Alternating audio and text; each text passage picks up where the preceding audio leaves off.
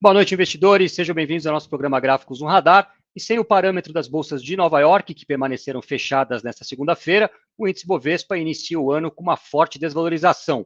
Ele atinge o suporte na região dos 106 mil pontos, sendo este um nível de pressão compradora que pode motivar um repique ao longo dos próximos dias.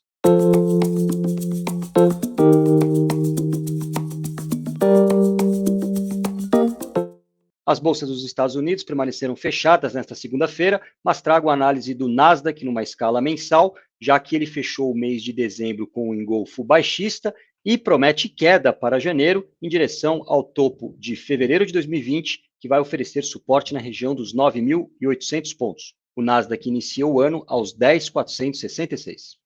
E o Ibovespa vai encerrando o dia com mais de 3% de desvalorização. Neste momento ele trabalha aos 106.300 pontos, na mínima tocou no 105.980. Esta região dos 106 mil pode promover alguma reação. No gráfico intradiário de 30 minutos, o Ibov já cumpriu o objetivo de baixa após ter perdido a base do seu canal, e a projeção de objetivo era justamente nesta região dos 106 mil. Portanto, no caso de uma reação, ele voltaria a encontrar resistências aos 108.200, aos 109.900, e seria a quebra deste último número que abriria espaço para uma alta mais forte. Do lado inferior, no caso de perda definitiva dos 106 mil pontos, aí a gente recorre para o gráfico em escala semanal, pois o próximo suporte abaixo do 106 está nos 104 mil pontos, por onde passa a linha de tendência de alta de médio prazo, traçada a partir de março de 2020. Já o dólar, que trabalha dentro de uma congestão triangular, havia iniciado na semana passada uma reação a partir da base dessa estrutura, que ofereceu suporte na linha dos 5,14, e hoje deu continuidade a esse movimento, vai fechando com 1,5% de valorização aos 5,35, com espaço ainda para tentar as resistências aos 5,40 ou 5,49. Passando agora para as ações, começando com a Petrobras, a gente falava em topo nessa região dos R$ 25,00. A Petro, de fato, teve um pregão bem negativo. Neste momento, ela recua quase 7%, vai encerrando o dia aos 22,84 e encontra próximo suporte na linha dos 22,26. Aqui, um nível que poderia motivar um repique. A Petro tem gap para fechar lá em cima nos 24,47.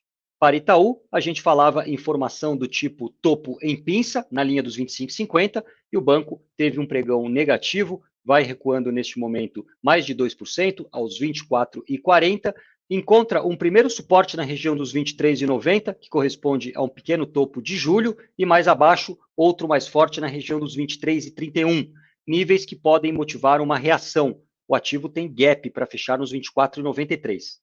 A Vale, que na semana passada havia superado a resistência dos 88,14, não ganhou tanta força na compra, foi um dos poucos papéis, na verdade, que operou no campo positivo, vai fechando com 1% de alta aos 89,76. De toda forma, aqui a estrutura ainda tem espaço para mais alta. A bandeira aponta para a região dos 97,98, nível que foi topo em março do ano passado.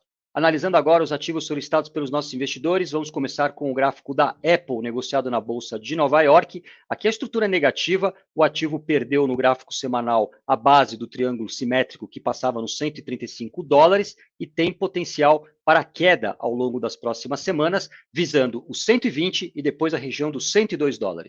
A Natura segue em baixa no seu gráfico em escala semanal. Próximo suporte passa nos 9,60, nível que já havia sido respeitado há 2 semanas atrás. Na eventual perda deste número, o papel passaria a mirar nos 7,30. Aqui a formação do tipo bandeira de alta aponta um objetivo mais longo justamente nesta região.